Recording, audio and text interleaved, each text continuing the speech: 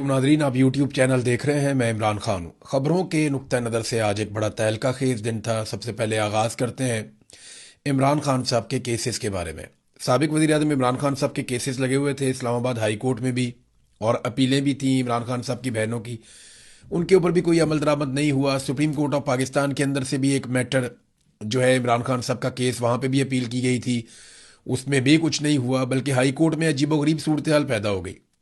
High court के अंदर जो है वो सलमान सफदर साहब ये बताते हैं कि हाई कोर्ट ये चाहती है कि फटाफट ये जो केस है 190 190 मिलियन पाउंड वाला, या जो अलकादर यूनिवर्सिटी वाला है, वो उसमें जो सरकारी अपील है उसको सुने। जबकि पाकिस्तान तहरीक इंसाफ या इमरान खान साहब के वकला ने जो केसेस दायर कर रखे हैं बड़े लंबे अरसे से, वो उनको सुनना नहीं चाह रहे। मिसाल के तौर पे सलमान सफदर का कहना है कि इस केस की अपीलें हाई कोर्ट क्यों जल्दी सुनना चाहती है, जबकि इससे कबल 5 अगस्त 2023 तोशाखाना फौजदारी केस की अपील अभी तक नहीं लगाई गई।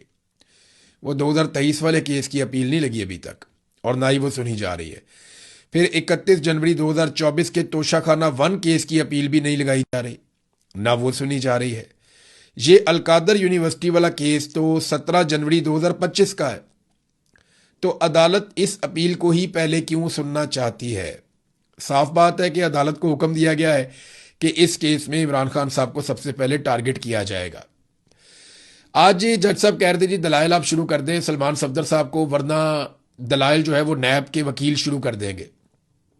इस पे उन्होंने कहा जी मेरी इमरान खान साहब से मुलाकात ही नहीं हुई। मैं अपने क्लाइंट से मिलूंगा तो मैं उसका मुकदमा लड़ूंगा ना। मैं उसकी इजाजत के बगैर कैसे ये मुकदमा लड़ सकता हूं? तो इस पे जज साहब दबाव डाल रहे थे। तो लतीफ़ खोसा साहब का एक ताल्लुक भी है जज साहब से, वैसे यहाँ अदालतें ऐसी ही चलती हैं। वो आए रुस्तम पे, उन्होंने कहा जी हमें 2 हफ्ते का वक्त दे दें, हम इमरान खान साहब से बातचीत करके बाद में ये केस लड़ लेंगे। तो फिर जज साहब ने 2 हफ्ते के लिए टाइम दे दिया। तो अब फिलहाल 2 हफ्ते की यहाँ पे एक टाइम ड्यूरेशन मौजूद है पाकिस्तान तहरीक इंसाफ के वकला के पास। सुप्रीम कोर्ट ने सजा मुअत्तली के इस्लामाबाद हाई कोर्ट का जो फैसला है, क्योंकि इस्लामाबाद हाई कोर्ट ने सजा मुअत्तली का मामला नहीं सुना ना इमरान खान साहब का, वो कह रहे हैं जी हम मेन अपील सुनेंगे, जो हुकूमत चाहती है वैसे करेंगे। तो इस पे सुप्रीम कोर्ट के अंदर पाकिस्तान तहरीक इंसाफ के लोग ले गए थे केस को। इमरान खान और बुशरा बीबी की अपीलें वहां चली गई थी। तो उस पर सुप्रीम कोर्ट ने एतराज आयद कर दिया और दरखास्तें वापस कर दी। एतराज यह आयद किया गया कि नैब कवानीन में तरमीम के बाद ये जो मरकजी अपील समेत जो सजा मुअत्तली का मामला है, ये वफाकी आईनी अदालत सुन सकती है, लिहाजा अब आप इस मामले को आईनी अदालत में ले जाएं। सलमान सफदर इस फैसले पर यह कहते हैं कि जमानत का मामला सुप्रीम कोर्ट सुन सकती है। तो जनाब रजिस्ट्रार ऑफिस के एतराजात के खिलाफ वो कह रहे हैं जी हम चैम्बर में अपील दायर करेंगे। लेकिन आप देखें ना निजाम कैसे काम करे, वो कह रहे आईनी अदालत में ले जाओ। अब आईनी अदालत वो है जो गैर आईनी एक तरमीम जो की गई आइन के अंदर, जिसमें आइन का हुलिया बिगाड़ दिया गया, उसके नतीजे में एक मिलिट्री एस्टेब्लिशमेंट ने अपनी मर्जी की अदालत बनाई थी, आईनी अदालत। और वो आईनी अदालत इसलिए बनाई थी ताकि किसी किस्म की प्रॉब्लम मिलिट्री एस्टेब्लिशमेंट को अहम केसेस में ना हो। अब वो कहते हैं जनाब कि जो केस हमारी मर्जी का है वो उस अदालत में शिफ्ट करो। तो ये एतराज आ गया सुप्रीम कोर्ट से। ये आपके सामने है।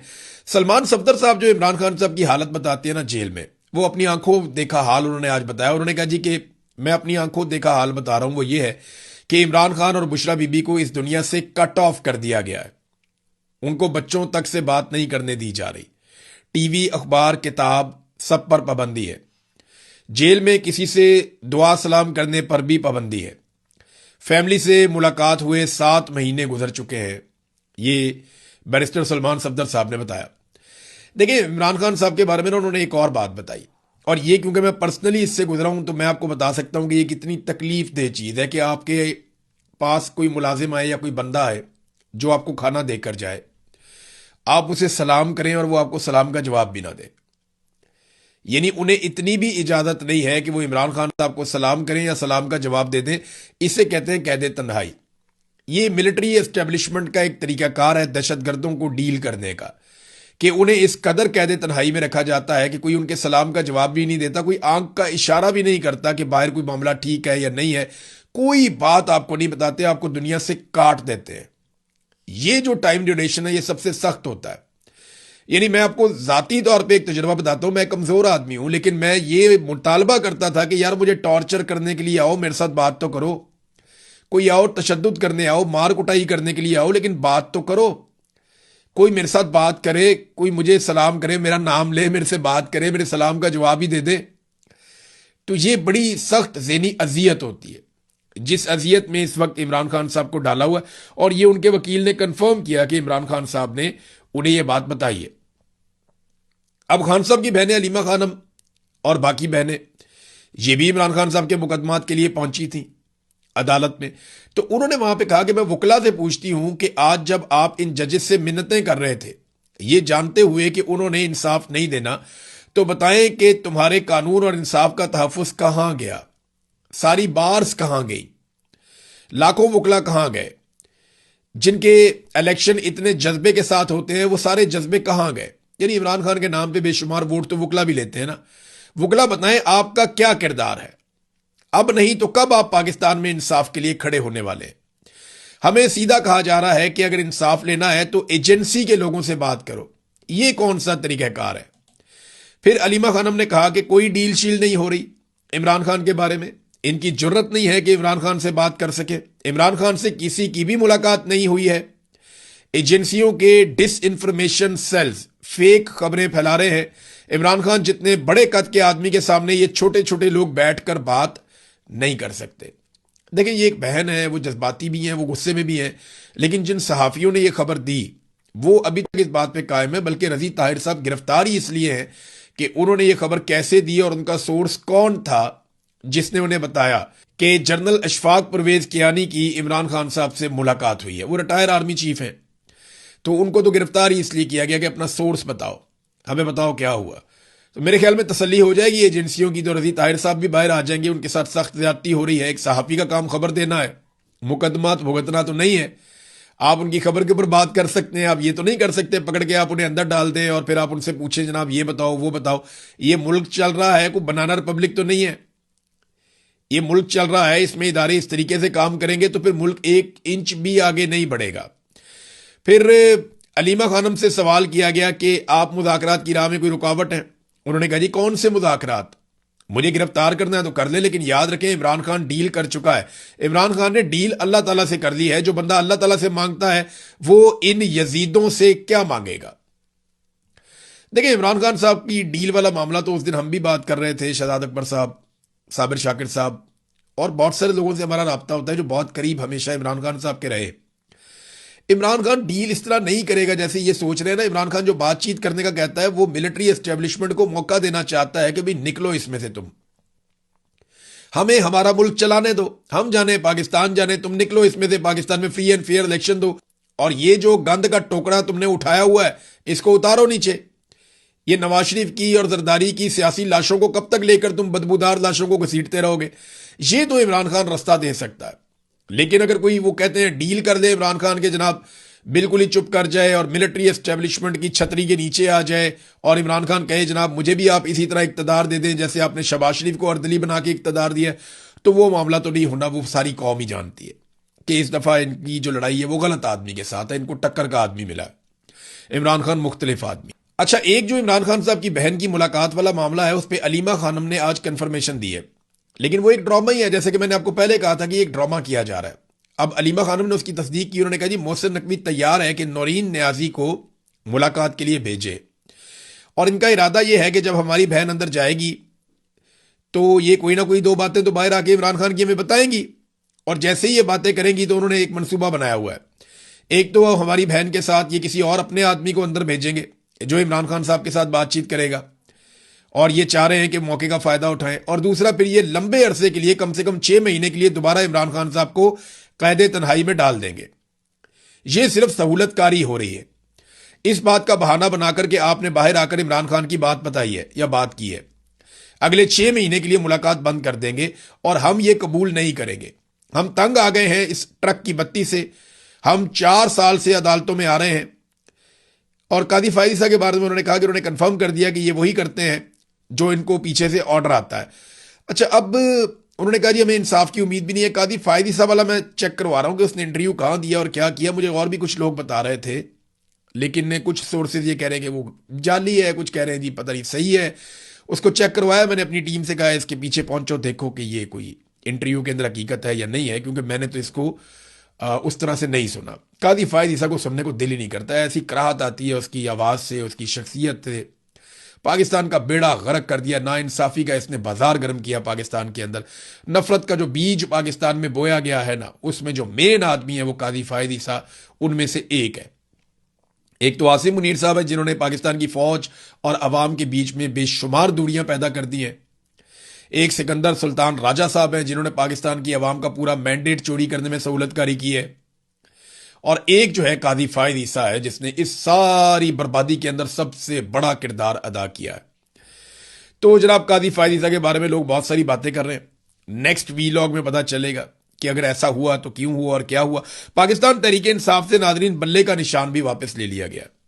ये जो आज़ाद कश्मीर के अंदर एक बल्ले का निशान मिला था पाकिस्तान तहरीक इंसाफ को, लोग बड़े खुश थे कि अब बल्ले के निशान पे वो मोहर लगा सकेंगे।